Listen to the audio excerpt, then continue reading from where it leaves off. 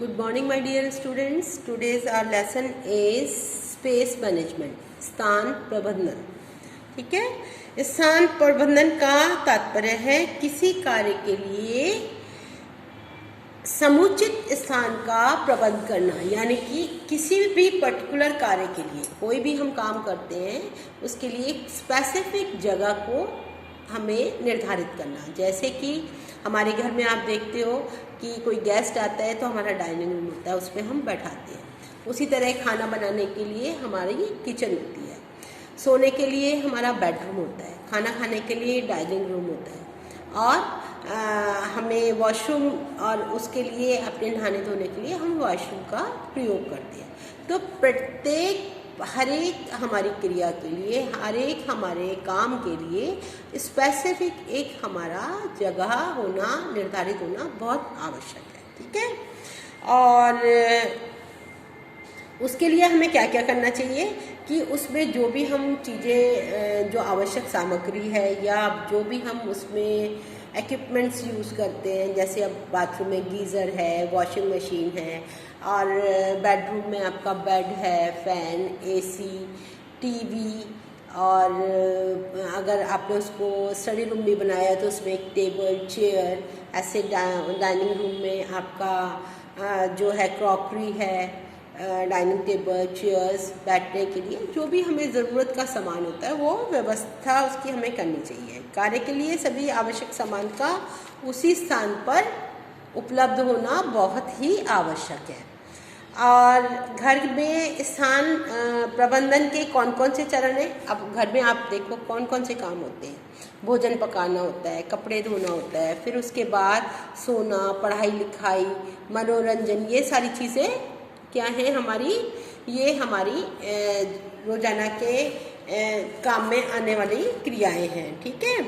अब इसके साथ में इसकी कुछ, इन क्रियाओं के साथ कुछ उपक्रियाएं भी होती हैं, मतलब उससे जुड़ी हुई जो होती हैं. जैसे कि हम अपना जो खाने पीने का सामान है, खाद्य जो सामग्री है, जैसे दाल चावल, जो भी हम घर में यूज़ करते हैं, फ्रूट है, सब्जियां हैं, घी तेल है, बटर है, सॉस है, तो जो भी चीज़ें हम खाते हैं उसको हम पहले से ही बाज़ार से ला करके रखते हैं. फिर सेकेंडरी क्या हो जाता है, मम्मी सेकेंडरी काम क्या करती है, अब आ गई सब्जी, आ गई, सब कुछ हो गया, अब बनाएंगे, ऐसे थोड़ी ना खाना हम बना लेंगे. क्या करेंगे, उसको पहले साफ़ करेंगे, धोएंगे, छीलेंगे, उसको काटेंगे, फिर उसको हम कुकर में डालेंगे, पकाएंगे, उसके बाद में प्रॉपरली खाना सर्व किया जाएगा, सब लोग खाना खाएंगे, उसके बाद में बर्तन धोएंगे. ये सारे जो है काम हमारे निर्धारित होते हैं. अब जैसे उस काम के लिए, खाना बनाने के लिए हमें क्या क्या चीज़ें ज़रूरत होती हैं. जैसे उसमें खाना बनाने में हमें कुकर चाहिए, परात चाहिए, बर्तन चाहिए, और फूड प्रोसेसर चाहिए या मिक्सी चाहिए, इस तरीके से गैस चाहिए, और मतलब जितने भी फ्रिज है, बहुत सारी चीज़ें होती है किचन के अंदर. सब बच्चों को सब चीज़ें सबके घर में हैं, वो मुझे ज़्यादा विस्तार में बताने की ज़रूरत नहीं है. तो इन सारी चीज़ों की जो हमें पहले से ही व्यवस्था करनी पड़ती है. ऐसे जैसे कपड़े धोने के लिए हम जाते हैं तो उसमें भी बकेट होती है, मग होता है, साबुन होता है, सर्फ होता है, ब्रश होता है, और कपड़ा सुखाने के लिए हमें डोरी की आवश्यकता होती है. ये सारी चीज़ें हम पहले से प्लान करके और उसका प्रबंध करके हम उसको अच्छे से रखते हैं. ठीक है. अब उसके अंदर भी क्या है कि जैसे अब हमारे गंदे मैले कपड़े हैं, उसको रखने का भी एक स्पेसिफिक, हर एक के घर में एक स्थान होता है. ऐसा नहीं कोई एक कपड़ा वहाँ पड़ा है, एक यहाँ पड़ा है, तो सुबह के टाइम में या जब भी जो भी काम करता है उसके लिए बहुत समस्या होती है. इन चीज़ों को हमें बहुत अच्छी तरीके से ध्यान में रखना चाहिए, और इसको हमें अपने जो स्पेस मैनेजमेंट को समझना चाहिए, और उसका हमें स्पेस मैनेजमेंट करना चाहिए. चाहे हमारा एक ही कमरा है, लेकिन अगर उसको हम व्यवस्थित करके रखते हैं तो वो देखने में भी सुंदर लगता है, और हमारा समय और हमारी एनर्जी की भी बचत होती है. समय भी वेस्ट होगा और एनर्जी भी लगेगी. अब क्या है कि हर एक परिवार के अंदर क्या क्या गतिविधियाँ होती हैं, मतलब क्या क्या काम करते हैं हम लोग. खाना बनाना, कपड़े धोना, बर्तन मांजना, सोना, पढ़ाई लिखाई और एंटरटेनमेंट. इस सब कामों के लिए हमारी स्पेसिफिक एक एक जगह निश्चित होती है. ठीक है।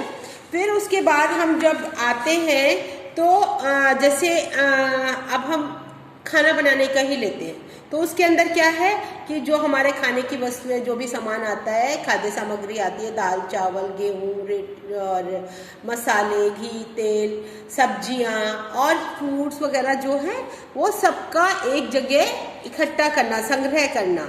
और जैसे सब्जियों को पहले से काटना और धोना, काटना, उबालना, फिर छीलना, उसके बाद सब्जी बनाना, फिर आटा मलना, फिर उसकी रोटियां बनाना, डाइनिंग टेबल लगाना, खाना खाने की जो है सबके लिए, सबको इनवाइट करना, सबको बैठ करके एक जगह पर अच्छी तरीके से खाना खाना, ये, और फिर उसके बाद में बर्तन धोना। ये सारी चीज़ें एक हमारा शेड्यूल होता है हमारे हर फैमिली का। फिर उसके बाद जैसे है हमारे को खाने में, पकाने में क्या क्या बर्तन चाहिए, क्या क्या उपकरण चाहिए, जैसे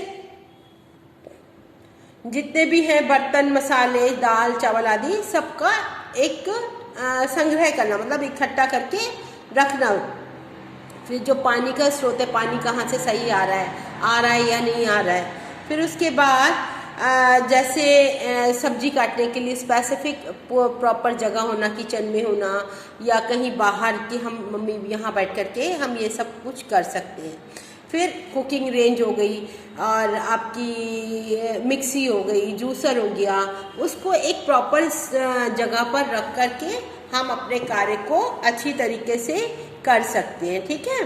फिर उसके बाद सेकंड, जो पहला हमारा हो गया कपड़े धोना, भोजन बनाना, सेकंड क्रिया हो गई कपड़े धोना। उसमें भी हमारे क्या क्या कार्य लगते हैं, जैसे कि उसमें हमारे क्या क्या होता है कि पहले सब गंदे कपड़ों को एक जगह करना, फिर उनको पानी में डिप करना, फिर उनको साबुन लगाकर धोना, फिर पानी से निकालना, फिर कपड़ों को सुखाना, फिर सूख जाए तो कपड़े उनको हम तह बना करके रखते हैं, फिर उसके बाद जब सूख जाते हैं फिर उनको प्रेस करके हम अलमारी में रखते हैं। तो ये सारी चीज़ें करने के लिए हमें पहले से कुछ चीज़ों का मैनेजमेंट करना पड़ता है। जैसे कि अब कपड़े धोने हैं तो हमें पानी की व्यवस्था हमारी सही होनी चाहिए, फिर साबुन, धुलाई, और इसके अलावा ब्रश और जो भी चीज़ें यूज़ होती हैं उसको हम पहले से ही तैयार करके रखते हैं। और जैसे कि अब कपड़े धुल गए तो उसके लिए, सुखाने के लिए डोरी का प्रबंध करके रखना पड़ता है। और इससे क्या होता है कि हमारी जो एक तो एनर्जी और टाइम, दोनों चीज़ें बहुत बचती हैं और हम आसानी से हर कार्य को समय के अनुसार कर सकते हैं। इसी तरीके से जब हम वर्किंग एरिया में होते हैं, वर्किंग प्लेस पर होते हैं, तब भी हमें अपना सारी चीज़ें ये हैं पहले से ही मैनेज करके रखनी पड़ती हैं, ठीक है। अब हम जाते हैं जैसे कि मैंने आपको बताया कि एक बेडरूम के अंदर हमें क्या क्या चीज़ें ज़रूरत पड़ती है। बेडरूम के अंदर हम किस चीज़ को यूज़ कर सकते हैं, उसको दो तरीके से कैसे यूज़ कर सकते हैं। एक क्या है कि हम उसको पढ़ने के लिए भी यूज़ करते हैं। रात को सोते तो हम हैं ही, लेकिन उसमें कई बार हमारे पास स्पेस की कमी होती है, तो हम उसको क्या करते हैं, पढ़ने के लिए यूज़ करते हैं या एंटरटेनमेंट के लिए भी यूज़ करते हैं। जैसे कि हमारा टीवी लगा होता है उसके अंदर, या हम अपना म्यूज़िक सुनते हैं, ये सारी चीज़ें हम बेडरूम में भी कर सकते हैं। अब उसमें हमें कुछ चीज़ों का ध्यान रखना चाहिए, जैसे कि अगर हम उसको पढ़ाई के लिए यूज़ कर रहे हैं तो हमें क्या क्या लाना पड़ेगा। एक उसमें टेबल और चेयर की ज़रूरत होती है, और क्या है, एक अगर हमारा बेड, वो रूम बहुत छोटा सा है, तो हम एक फोल्डिंग बेड को दीवार से लगा सकते हैं और उसमें एक छोटा सा टीवी भी लगा सकते हैं। तो इस तरीके से हम अपने बेडरूम को अपना स्टडी रूम भी के जैसे भी यूज़ कर सकते हैं, ठीक है।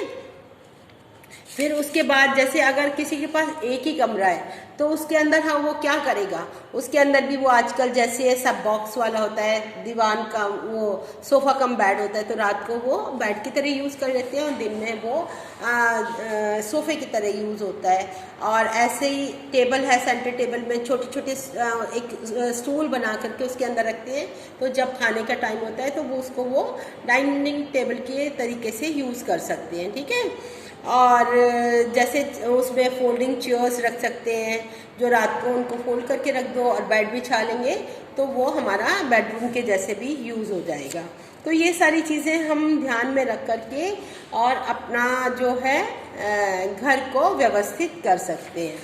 इसके अलावा आपके जो है इसमें है प्रयुक्त और अप्रयुक्त भंडारण में भेद कीजिए। प्रयुक्त भंडारण क्या होता है? जिनकी चीज़ों की हमें रोजाना ज़रूरत पड़ती है, जैसे कि आटा रोज़ चाहिए होता है, दाल रोज़ चाहिए होती है, मसाले रोज़ चाहिए होते हैं, चीनी रोज़ चाहिए होती है। तो ये चीज़ें क्या होता है, हम सब आगे की तरफ रखते हैं और मतलब उसको हम समय समय पर यूज़ करते रहते हैं। और जैसे ये अप्रयुक्त जो है भंडारण, उसमें क्या है, जो लॉन्ग टाइम में यूज़ होने वाली चीज़ें हो जाती हैं। जैसे मम्मी ने 20 किलो चावल मंगाए तो उसमें से 5 किलो ऊपर रख लिए, 15 किलो नीचे निकाल करके रख दिए, तो ये अप्रयुक्त भंडारण कहलाता है। इसके साथ में आपको जो है ये है ये मैंने आपको करवा दिया। शयन कक्ष में सोने के अतिरिक्त क्या क्या क्रियाएं की जा सकती हैं, ये मैंने आपको करवा दिया। स्थान प्रबंधन का महत्व भी आपको बता दिया कि क्यों हमें अपने स्थान को व्यवस्थित रखना चाहिए। और एक कमरे में भी मैंने आपको समझाया कि कैसे हम अपने घर को व्यवस्थित करके एक कमरे को बंद कर देते हैं, ठीक है। और ऐसे कोई 2 उदाहरण बताइए जिसमें कि 2 कार्य एक साथ किए जा सकते हैं। जैसे कि रसोई घर में हम खाना तो बनाते ही हैं, लेकिन वहाँ पर बर्तन धोने का काम भी कर सकते हैं। और कई बार ऐसा भी होता है कि आप जैसे वॉशरूम के अंदर अगर जैसे हम नहाना धोना करते हैं तो उसमें वॉशिंग मशीन भी हम लगा लेते हैं, जिससे कि वो कपड़े धोने का काम भी उसके अंदर हो जाता है। तो ये हमारे मैनेजमेंट पे होता है कि हम अपना स्पेस मैनेजमेंट, कितनी हमारे पास जगह है और हम कितनी अच्छी तरीके से अपने उस स्पेस को यूज़ करते हैं और उसका पूरा फ़ायदा उठाते हैं और आराम से अपना समय और एनर्जी को बचा करके अपने सभी कार्यों को पूरा करते हैं, ठीक है। मैंने ये आपको पूरा लेसन बहुत अच्छे से समझा दिया है। और इसके अलावा इसमें जो है जैसे ये वाला है सही गलत बताइए, ठीक है। उसमें प्रतिदिन किया जाने वाला कार्य प्रतिदिन नए स्थान पर करना चाहिए। सही है या गलत है? गलत है। जो हमें रोजाना काम करने, नहाना धोना या खाना बनाना, तो हमारा एक स्पेस ही होता है। फिर नियमित प्रयोग में आने वाली सामग्री और उपकरण एक उचित सुविधाजनक ऊंचाई पर रखे जाने चाहिए। बिल्कुल ठीक है, क्योंकि अगर वो सही जगह पर नहीं होंगे तो वो हमें बार बार ढूंढने पड़ेंगे कि ये कहाँ है, वो कहाँ है। फिर उसके बाद प्राय फोल्डिंग खाने की मेज उचित नहीं समझी जाती, क्योंकि प्रत्येक बार उसे खोलना और बंद करना एक कठिन कार्य है। गलत। ऐसा नहीं है कि क्योंकि अगर हमारे पास स्पेस नहीं है और अगर हम फोल्डिंग का काम से चीज़ें यूज़ कर रहे हैं तो उसे आसानी से प्रॉपर वो करके हम रख सकते हैं, ठीक है। फिर उसके बाद पूर्व तैयारी क्षेत्र, भोजन पकाने का क्षेत्र, सफाई करने का क्षेत्र जहाँ तक संभव हो एक दूसरे के पास होना चाहिए। सही, बिल्कुल ठीक है। जैसे कि अब किचन के अंदर अगर मम्मी सब्जी काट रही है या बर्तन धो रही हैं या खाना बना रही है तो वो सब एक जगह पर ही व्यवस्थित होना चाहिए। ये नहीं कि उसको वो दूसरे कमरे में जाकर सब्जी काटेगी, तीसरे कमरे में जाके बर्तन धोएगी और चौथे कमरे में जाकर वो रोटी बनाएगी। तो एक जगह पर ही होना चाहिए। गंदे कपड़े धोने से पूर्व एकत्रित कर सकते हैं, बिल्कुल ठीक है। अगर एक जगह सब इकट्ठे होते हैं तो वो धोने में भी हमारे आसानी होती है। नहीं तो एक इधर है, एक इधर है, एक इधर है, तो वो जो गृहिणी है उसके लिए बहुत बड़ी समस्या हो जाती है, ठीक है। फिर उसके बाद कपड़े सुखाने और कपड़े धोने की जगह को परस्पर संबंधित करने की आवश्यकता नहीं है। उसमें क्या है? गलत। अगर जैसे अगर आपने कपड़े जहाँ धोए वहीं पर आप सुखा रहे हैं तो आपकी उसमें समय भी बचेगा और आपकी मेहनत भी बचेगी, तो ये गलत है। धुलाई और स्नान की जगह पानी के निकास का अच्छा प्रबंध होना चाहिए, बिल्कुल ठीक है। कि जब तक पानी बाहर नहीं जाएगा तो हम किस तरीके से धुलाई का जो पानी है उसको बाहर निकालेंगे, तो उसकी व्यवस्था आपकी बिल्कुल ठीक होनी चाहिए। इसके बाद जैसे स्थान की बचत करने वाले फर्नीचर के उदाहरण दें। कौन कौन से स्थान की जो बचत करने वाले उदाहरण हैं? फोल्डिंग पलंग, बॉक्स वाले पलंग, दीवान, सोफा नुमा पलंग और क्या है, बॉक्स वाला सोफ़ा। और इस तरीके से हम अपने स्पेस को बचा सकते हैं और व्यवस्थित कर सकते हैं अपने घर को। ये लेसन मैंने आपको पूरा बहुत अच्छे से समझा दिया है। और इसके छोटे छोटे क्वेश्चन हैं, सब कुछ हमारे घर में ही होता है, सबके घर में होती है ये चीज़ें। आप इसको अच्छे से समझो और सीखो, घर में भी देखो, मम्मी से पूछो आपके घर में क्या क्या किस तरीके से व्यवस्थित है, आप और इसमें और किस तरीके से अच्छे से व्यवस्थित कर सकते हो इसको कंप्लीट करके आप। और इसको नोटबुक में अपने में लिखो और मेरे पास इसको सेंड करो। अगर कोई भी परेशानी आपको लगती है या मुश्किल आती है समझने में तो आप मुझे कॉल करो या मैसेज करो। Okay, bye bye, see you, have a good day.